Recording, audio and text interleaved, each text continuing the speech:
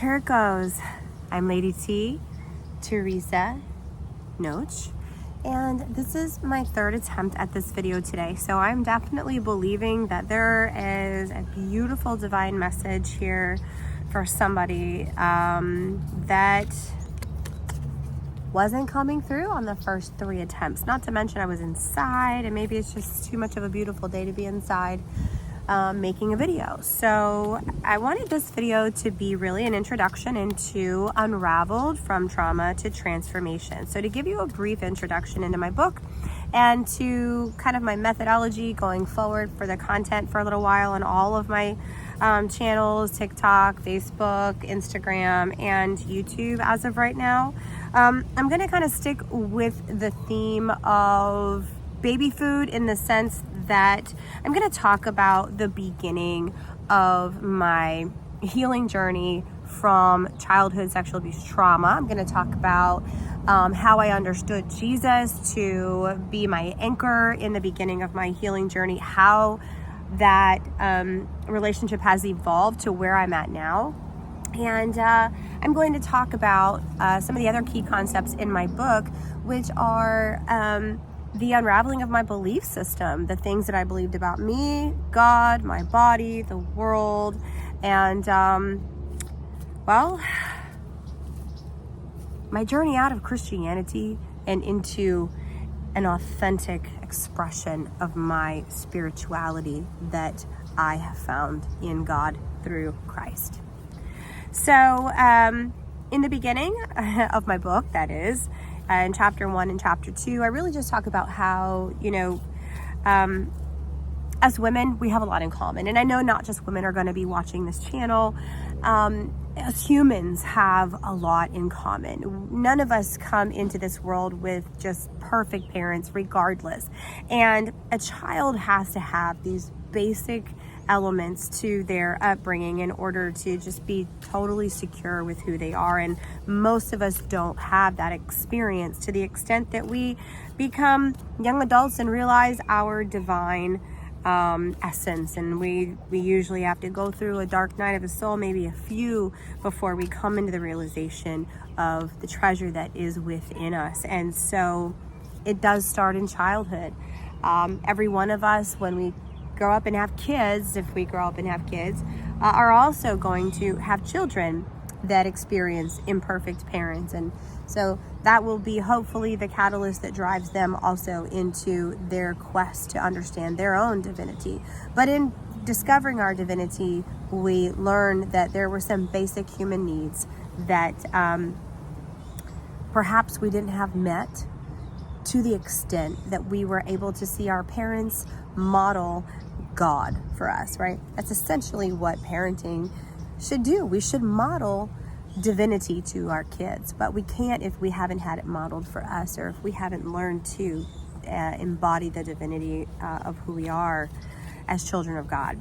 And so my book helps to identify areas within our belief system, even if you're a Christian, areas in your belief system that are still a blend of things that you've made up to feel good about life, and some truths about God, whatever basically you needed to get by to the next season of your life, right? So my book talks a little bit about my experience in that and some of the things that I've uncovered about Christianity along the way, and it was really hard. It was really hard, and it still has been very difficult for a lot of people and loved ones that are still in the church life. Now, don't get me wrong, there are some really great church communities out there still, but for the most part, there's a lot of demonology, a lot of demonizing, polarizing, and there's witch hunts, there's a lot of fear and a lot of shame still in the church today. So part of my journey of being unraveled from trauma to transformation has also included becoming unchurched. My song Don't Want to Play Church is coming out March 23rd, as well as my book, also March 23rd, The New Moon. So on this channel, I'm going to be talking about, as I mentioned before, I'm going to be talking about so many things that are just taboo in church. And this is a safe place for you to also share and to talk about your journey of coming out of religious trauma, coming out of sexual abuse trauma, coming out of compounded trauma, which is, I'll talk about a little bit more about that later actually. So I'm just gonna end now on this short and sweet little video and say that I hope you stick with me. I hope my book is going to be a good tool for you if you're not Christian and you're spiritual, metaphysical, Wiccan, pagan, atheist, but you have Christian friends and family that maybe are afraid to have conversations with you because it disrupts something. I think my book might be a good tool for them to be able to start living in less fear when it comes to their own spirituality, so that they can embrace a relationship with people that don't believe exactly like them again. So I think my book might be a good bridge, a good gift to get people that you might know. And so hopefully we can be friends, even if my deity of choice is Jesus and yours may be something else, and that's all good with me. But maybe we could be friends too.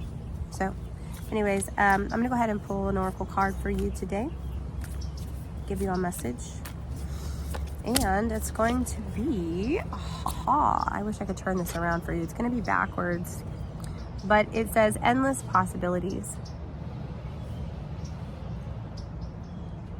Endless possibilities. You know, and as I sit here on the earth, Mama Pachamama, hang on, baby. I'm reminded that everything about the Creator is seen right here. Hang on a second, buddy. Hang on.